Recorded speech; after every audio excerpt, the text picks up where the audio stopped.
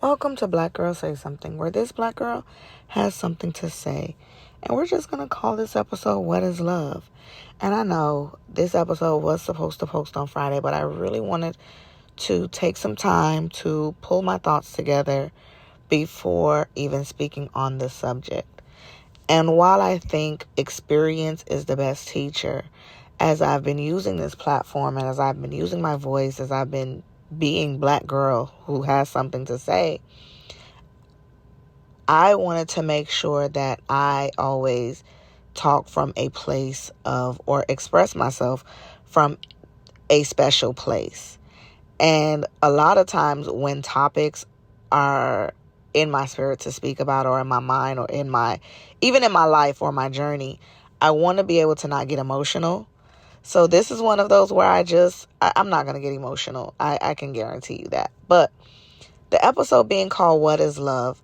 I've spoke about how having self-love is not a replacement for love from other people, right? And so this conversation, or this topic, it weighed so heavy on my soul, on my spirit, I should say, because my son hugged me and he said, "I'm so glad that you're my mom." And I was like, "I'm so glad that I was chosen to be your mom." And I just went off onto a little tangent, as I do, because my kids, they know now their mom is very outspoken about her love for them. But I never want to be outspoken about my love for them if my actions don't match.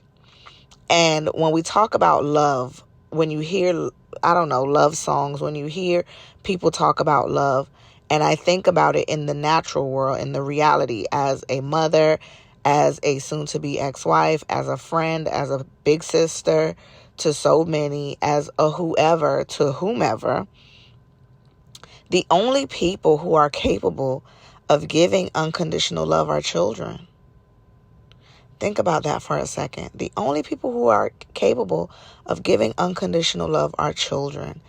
And the reason that weighed so heavy on me when my son said to me, "I'm so glad that you're my mom." As the parent who is here doing all of the things for them, being all of the things to them, emotionally, physically, mentally, purposefully, diligently, being their mother, that even if I wasn't the best mom that I am trying to be to them right now, even if I wasn't the best mom, they would still have that same level of love for me. And I say that with all honesty, to know that they don't want me with their dad, and they want me to be happy, and they want all of these things for me. But the only people who are capable of unconditional love are children. I used to think only parents were capable of unconditional love. And then I see how some parents who have children the same age as mine, or have a child the same age as mine, the minute that their children aren't being who they want their child to be, the love is very conditional. As somebody who grew up in a very conditionally loved household, I remember, finding out I was pregnant with my daughter and being told, like, "I'm done with you," right? And I was 21, 22. I had her. I was 21, and it was like the parental figure in my life, because it wasn't my mom, but the parental figure in my life at the time was like done with me. And it never resonated with me until now I'm recording this episode, that person loved me conditionally. That my children's father loved me conditionally, because it was, you love me for what I can do for you. It's conditional. Or maybe it's not love, right? But the only people who are capable of unconditional love are children. And that's why when, as a parent, working hard at being a good parent is essential, right? Because it's not until children grow up to become adults. And this is why I wholeheartedly am giving my children the skills to be effective adults in the world, to be the world changers, to make their mark in the world, to be strong in who they are, right? Because having a daughter, having a son, they're both going to face probably similar or very different trials in their life. One, because my daughter's a black woman. will be a black woman, and 2, my son, because he is going to be a black man. And so they will have their own trials that they will have to face. And the world has been systemic in trying to create a break in their spirit. As I am a black woman, I know that to be true.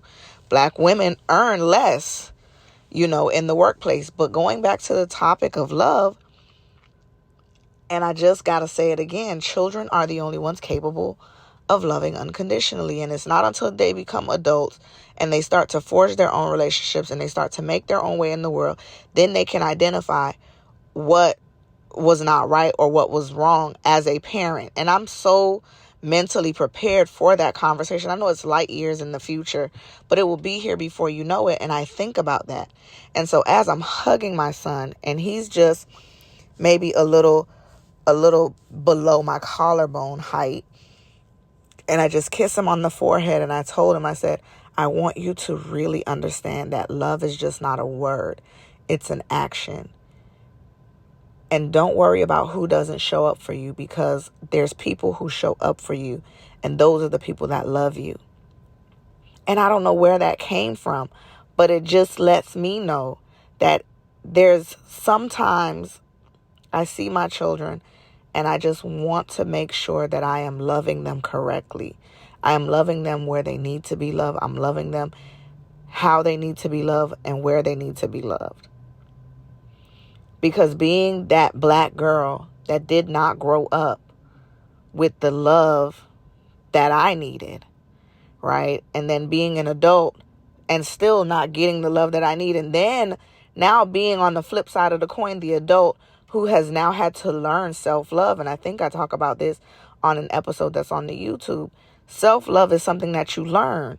So if my children know how I treat them, that sets the standard for what love is to them. The standard is set in children's mind by how their parents love them. And this is why when you look at, there's so many books on the topic about social and emotional development, where if you don't meet those developmental milestones after your teenage years in the way that you love, there's a book called Parenting Yourself While Parenting Your Children. My very first therapist recommended this book, and I've spoken very highly about this book in previous episodes. But that book will really tell you where you are, because if your needs are not met as a child, your needs continue to go unmet as an adult.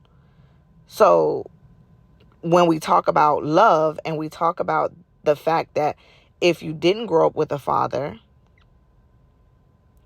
then you don't understand the male perspective of love. And if you didn't grow up with a mother, then you don't understand you don't understand the female perspective of love and how you should be loved.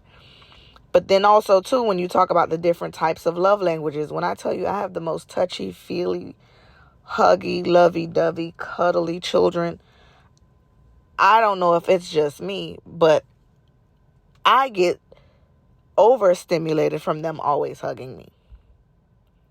But I do it because I know they need that, and I want to meet their need. But I also did not grow up getting hugs. I also did not grow up being cuddled. I don't remember that being, older, going through my teenage years. So it's always important for me to meet their needs. And when we discuss certain topics and we talk about certain things, again, my children don't even know the magnitude of some of the things that I've went through with their dad, because my goal is not for them to hate him. And I never want to translate hate to them about him, right? So I'm very strategic. If you listen to episodes, there's episodes that my children possibly could one day listen to, and they still wouldn't even understand the magnitude of what went on in the situation. There's so much that I have said, and still not everything has been said. And that's kind of the plot of Black Girl Say Something, is one, bringing awareness, right? Say something. But two, the something that's being said is going to translate healing. It's transcending into healing. And so just that realization of hugging my son and being in this place where I was like, oh, shoot, I need to record an episode for Black Girl Say Something. And then recognizing, you know what? I don't want to talk about this so soon in this moment that I just experienced it, because I don't want to get overly emotional. And surprisingly enough, it's not making me emotional, but it is a aha moment to where I'm like, okay, be mindful of how I'm loving them. And then not only that, love changes. Love can change. And so being able to grow with them, the same way when you see a baby and the baby grows up, and as the baby is born, there's that stage. And then there's the newborn stage, and there's all these stages. And throughout all of those stages, there is love. A baby doesn't stay on breast milk forever. They change the stages of what they eat. They go from breast milk, or they go from formula, and then they got to go into soft food, and then they got to go into solids, and then they got to have a well-balanced diet and a nutritious diet, and they have to have all of these things. And so that's the same with love. All of those key components, all of those puzzle pieces of love are needed. It's just a matter of figuring out what works for you. And it's funny because I look at how I'm in this place of creating friendships, speaking to new people, going out with new people, just having a really good time. And you don't necessarily always have to tell people what you expect from them, because if it's not in their nature, it just won't happen, right? Or they'll do it because you told them. And so you don't always have to set the expectation, but if you set the expectation within yourself to know what you want love to look like, and somebody cannot translate that, it's just not going to work. But this is just a reminder that self-love is not a replacement for other love, right? Self-love cannot replace that. Self-love is just the start. But self-love comes from a seed that is planted from your parents, from your core household, I should say, because not everyone is born and has their blood parents, right? And this is why a lot of times you see when children become adults, they get put up for adoption and they become adults, and then that yearning to want to find those parents always happens, because it's an empty space. It's a void that needs to be filled. But if something was said that encouraged you, share this episode with at least one person. Remember, you can tune into Black Girl Say Something every Friday at 1 p.m. Eastern Standard Time, wherever you listen to podcasts. And I'll leave the link in the description of this episode so you can subscribe to our YouTube, because we do have an episode dropping the last Friday of this month, as we post an episode the last Friday of every month. And we've been doing so since January. And our YouTube community is growing over there.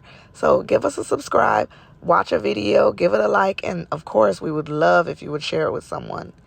And we do have some subscriber-only content getting ready to be recorded. So I'll leave the link so you can subscribe. It's, of course, through Spotify. So your subscription does allow you access to a subscriber-only episode. I'm talking, y'all. I got more to say over there. So check out the links in the description of this episode. Thank you for listening.